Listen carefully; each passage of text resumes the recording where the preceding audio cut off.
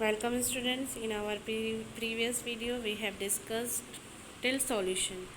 Now we are going to start from suspension. So what is suspension?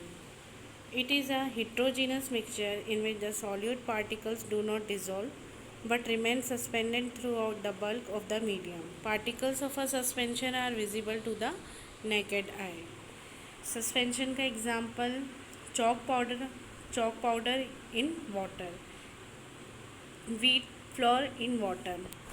आप individual particle को अपनी naked eye से देख सकते हैं. Now here are some properties of suspension.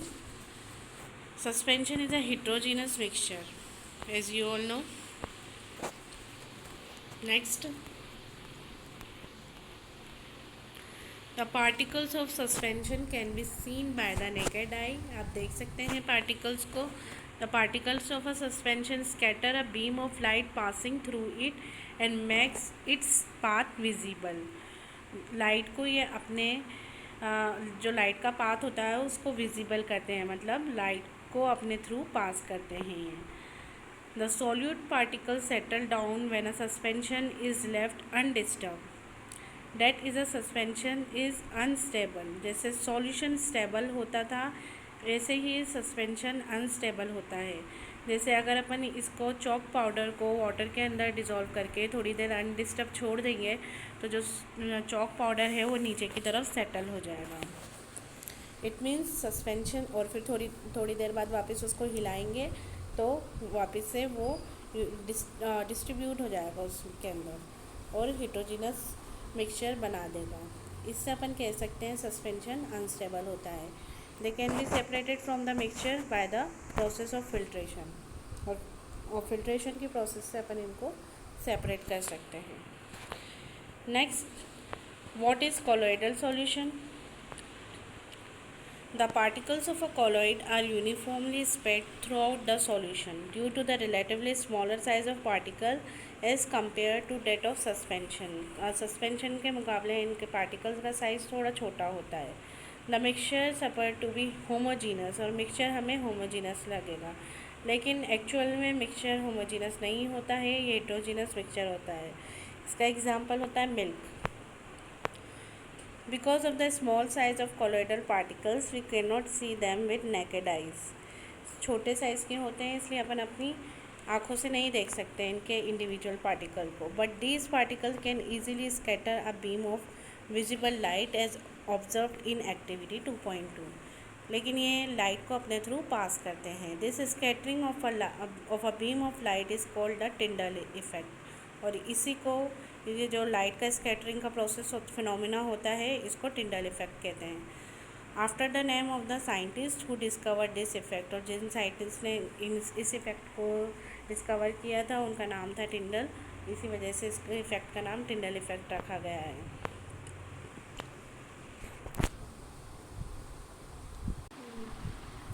So Tyndall effect can be also be observed when a fine beam of light enters a room through a small hole. Dark room है उसमें कोई small whole है, उधर से अगर sunlight आ रही है तो वो टिंडल इफेक्ट का एग्जांपल है. This happens due to the scattering of light by the particles of dust and smoke in the air. Here you can see in figure 2.3 solution of copper sulfate does not show Tyndall effect क्योंकि homogeneous mixture होता है. Mixture of water and milk shows Tyndall effect. Path of light visible होगा और इसी को Tyndall effect कहते हैं. Next, Tyndall effect can be observed when a sunlight passes through the canopy of a dense forest. In the forest, mist contain tiny droplets of water which act as particles of colloid dispersed in air. ये आप देख सकते हैं figure 2.4 में. ये dense forest में आपको Tyndall effect देखने को मिलेगा. Here are properties of colloid. A colloid is a heterogeneous mixture. The size of particles of a colloid is too small to be individually seen by naked eyes. Colloids are big enough to scatter a beam of light passing through it and makes its path visible. They do not settle down When left undisturbed, that is a colloid is quite stable.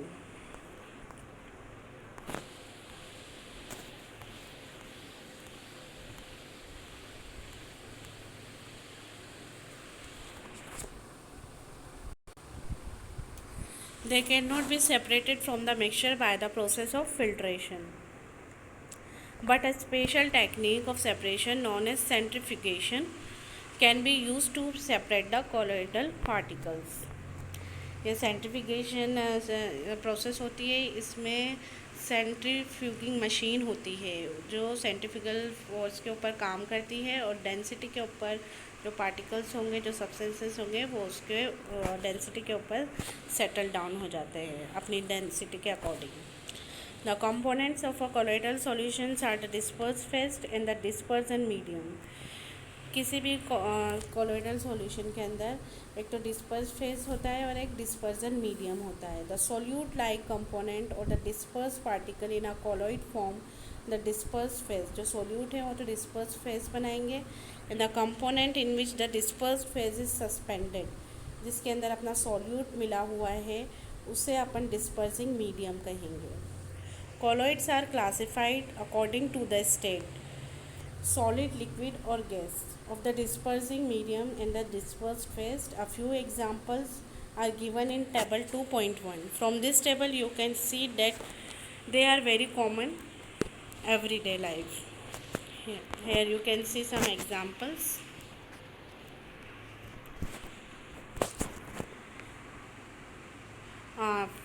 Clouds की अगर अपन बात करें तो इसमें disperse fade liquid होता है और dispersing medium gas होता है और ये एरोसोल टाइप होता है. ऐसे ही स्मोक की अगर बात करें, डिस्पर्स फेज सॉलिड होता है, डिस्पर्सिंग मीडियम गैस होता है और टाइप इसका एरोसोल होता है. ऐसे मिल्क की अगर अपन बात करें, डिस्पर्स फेज अपना लिक्विड है, मीडियम भी अपना लिक्विड है और इसका टाइप इमल्शन होता है. ये आप पढ़िएगा. Different types, common examples of colloid. Next topic is separating the components of a mixture. We have learned that most of the natural substances are not chemically pure. Different methods of separation are used to get individual components from a mixture. Separation make it possible to study and use the individual components of a mixture. Separation की technique से क्या होगा, जो भी individual components हैं अपन उनकी easily आसानी से कर सकते हैं और उनका यूज़ भी आसानी से देख सकते हैं.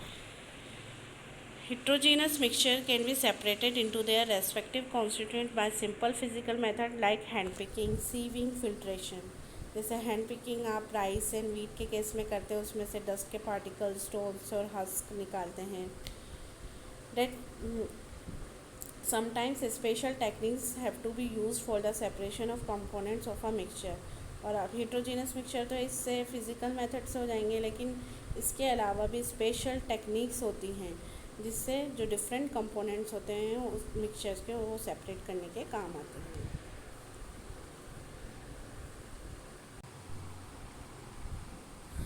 अब हम स्पेशल टेक्निक्स के बारे में बात करेंगे.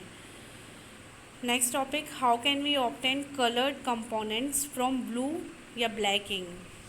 ये जो ब्लू एंड ब्लैक इंक होती हैं ये डिफरेंट कलर्स का मिक्सचर होता है, जिसे अपन डाई भी कहते हैं. तो ये सिंपली इवेपोरेशन के प्रोसेस से अपन कर सकते हैं. इसमें क्या करेंगे, अपन बीकर लेंगे, बीकर को वाटर से हाफ फिल करेंगे, फिर बीकर के ऊपर वॉच ग्लास रख देंगे. ये जो आप देख रहे हैं बीकर के ऊपर ये जो रखा हुआ है वॉच ग्लास कहते हैं इसको. Put few drops of ink on the watch glass. Now start heating the beaker. अपन इसको हीट करेंगे जब तक इसके अंदर जो प्रोसेस है इवेपोरेशन का और चलता जाए और कोई चेंज आना इसके अंदर बंद ना हो जाए, और फिर अपनी ऑब्जर्वेशन देखेंगे.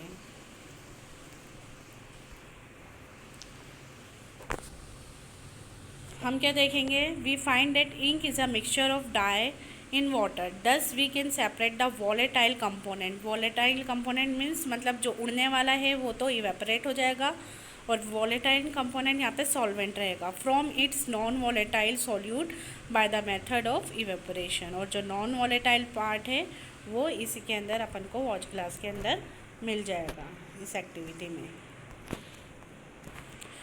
Next, how can we separate cream from milk. ये स्पेशल प्रोसेस होती है, सेंट्रीफ्यूगेशन कहते हैं इस प्रोसेस को। जैसा कि मैंने आपको बताया, इसके अंदर सेंट्रीफ्यूगिंग मशीन होती है जो रोटेट करती है बहुत फास्ट, और डेंसिटी के अकॉर्डिंग जो अपने सब्सटेंसेस होंगे वो अपन को मिल जाते हैं। Sometimes the solid particles in a liquid are very small and pass through a filter paper. For such particles, the filtration techniques cannot be used for separation। जैसे कुछ सॉलिड से इतने छोटे होते हैं जो अपन नॉर्मल फिल्ट्रेशन का प्रोसेस करते हैं उसमें से ये पास आउट हो जाते हैं। Such mixtures are separated by centrifugation. और ऐसे केसेस में अपन सेंट्रीफ्यूगेशन का यूज़ करते हैं। The principle is that denser particle are force to the bottom.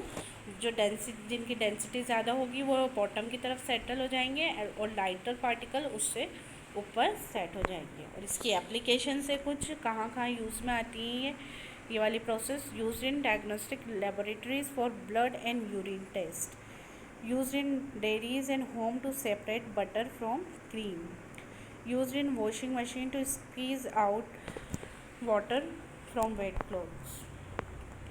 Next, how can we separate a mixture of two immiscible liquids. Immiscible liquids मतलब जो एक साथ मिलते नहीं हैं, जो मिक्स नहीं होते। ये आप सेपरेशन ऑफ इमिसिबल लिक्विड देख सकते हैं फिगर 2.6 में। इसमें सेपरेटिंग फनल लेंगे अपन और जो इमिसिबल लिक्विड्स हैं वो डाल देंगे और स्टॉप कॉक लगा रखा है अपन ने। नीचे कलेक्ट करेंगे अपन इसको स्टॉप कॉक खोल के। जो वाटर है बिल्कुल एकदम केयरफुली ध्यान में रखते हुए जहाँ तक वाटर है वो हम वहाँ तक कलेक्ट कर लेंगे और जैसे केरोसिन आने लगेगा स्टॉप कॉक को बंद कर देंगे। इस प्रोसेस से अपन इमिसिबल लिक्विड को सेपरेट कर सकते हैं। ये आप देख सकते हैं फिगर में, यहाँ पे केरोसिन ऑयल एंड वाटर को सेपरेट किया है। अब इसकी एप्लीकेशन से कुछ, to separate mixture of oil and water.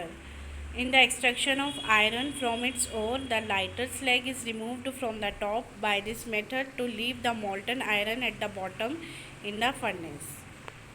The principle is that immiscible liquids separate out in layers depending on their densities. ये डेंसिटी के अकॉर्डिंग ही लेयर्स बनाते हैं और जब तक जो लेयर अपन को कलेक्ट करनी है वो उसको अपन स्टॉप कॉक ले खोल कर कलेक्ट कर सकते हैं। Next topic, how can we separate a mixture of salt and ammonium chloride. ये हमने चैप्टर फर्स्ट में भी पढ़ रखा है, सब्लिमेशन का प्रोसेस। सब्लिमेशन के प्रोसेस में क्या होता है, सॉलिड से डायरेक्टली गैस के अंदर चेंज होना। To separate mixture that contents a sublimable volatile component from a non sublimable impurity.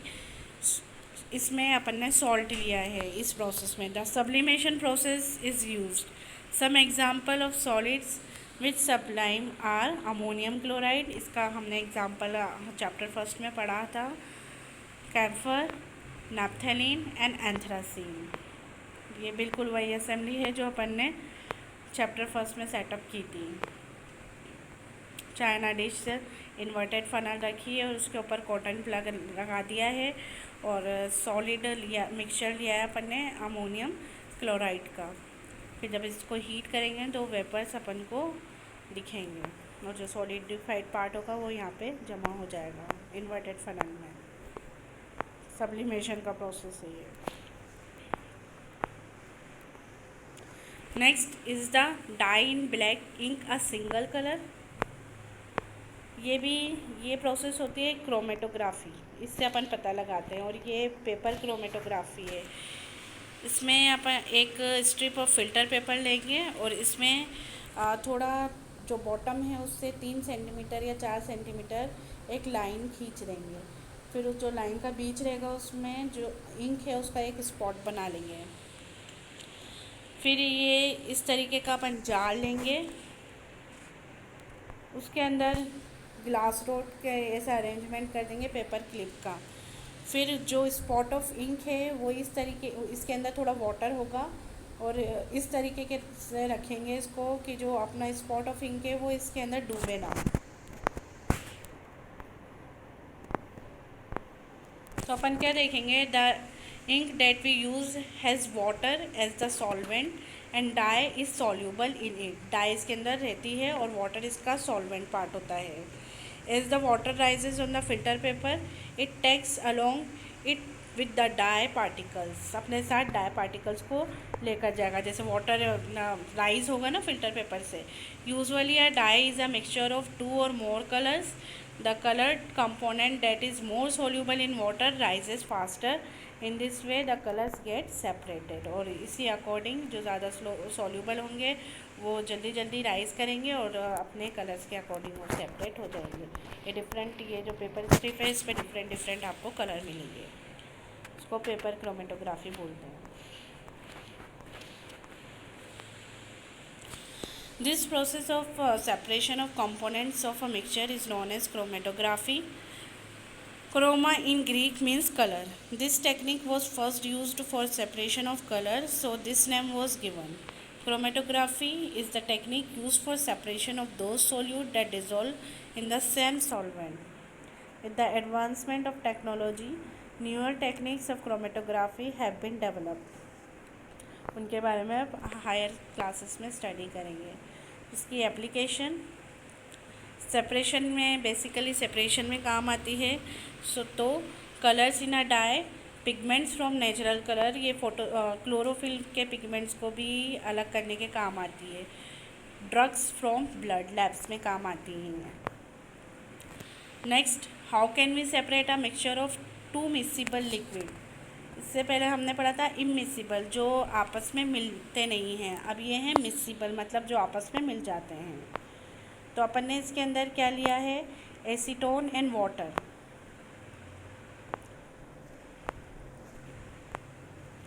और ये डिस्टिलेशन टैंक लिया है इसमें।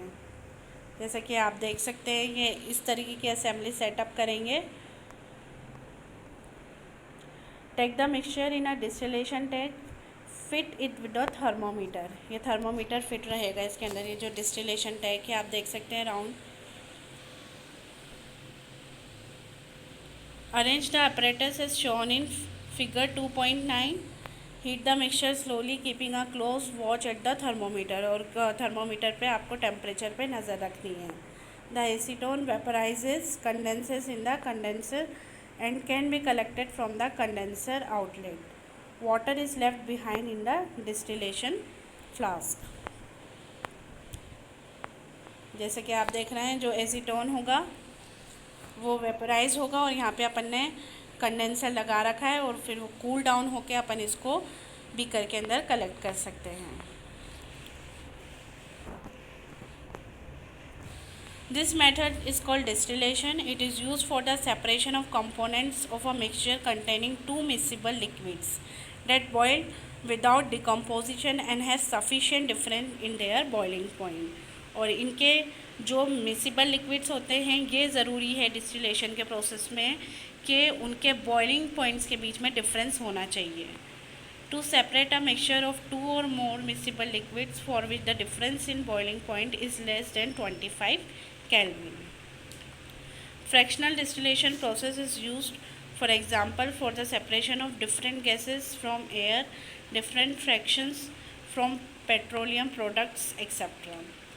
The apparatus is similar to that for simple distillation, except that a fractionating column is fitted in between the distillation flask and the condenser। बस इसके अंदर fractionating column लगा देते हैं।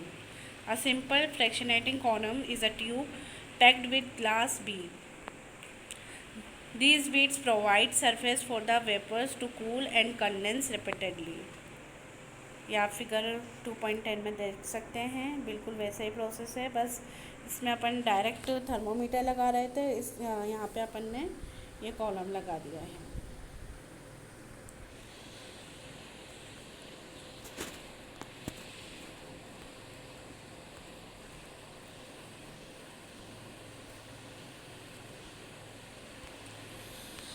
Next, how can we obtain different gases from air? Air is a homogeneous mixture and can be separated into its component by fractional distillation. The flow diagram shows the steps of the process. ये air है, फिर इसको compress किया जाता है and cool by increasing pressure and decreasing temperature, फिर liquid air में convert हो जाएगी, फिर allow to warm up slowly in fractional distillation column. Next, gases get separated at different heights. ये आप देख सकते हैं डिफरेंट बॉइलिंग पॉइंट्स पे डिफरेंट गैसेस ऑब्टेन हो जाएंगी. If we want oxygen gas from air, we have to separate out all other gases present in the air. The air is compressed by increasing the pressure and is then cooled by decreasing the temperature to get liquid air. This liquid air is allowed to warm up slowly in a fractional distillation column where gases get separated at different height depending upon their boiling points.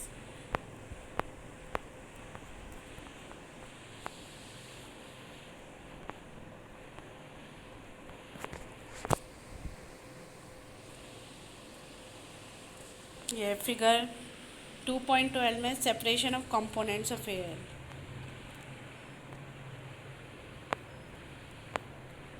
Next topic, how can we obtain pure copper sulphate from an impure sample.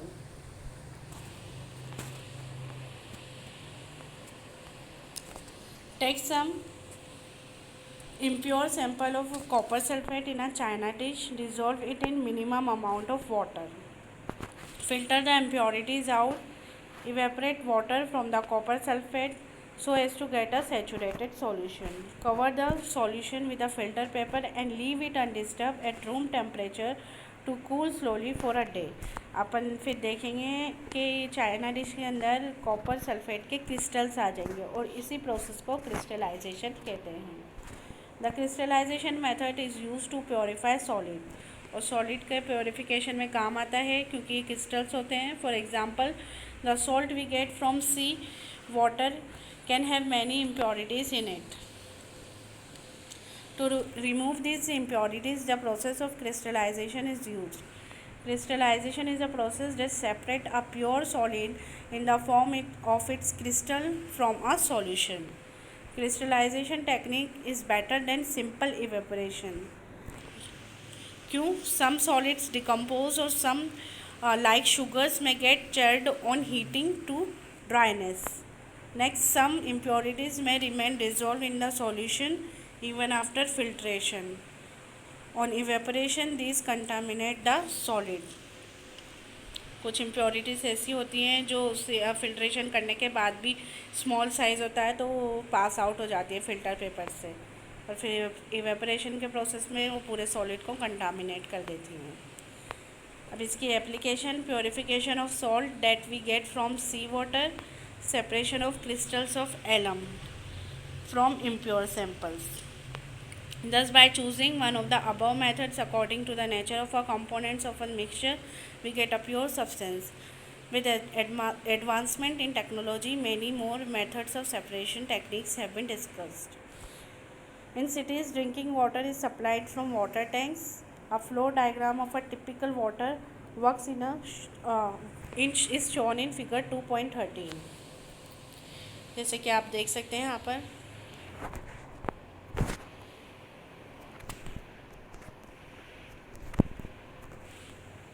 ये रिज़र्वोयर है. अब इधर से water आ रहा है, इसके अंदर बहुत सारी इम्प्योरिटीज़ हैं. तो सबसे पहले सेडिमेंटेशन टैंक होता है.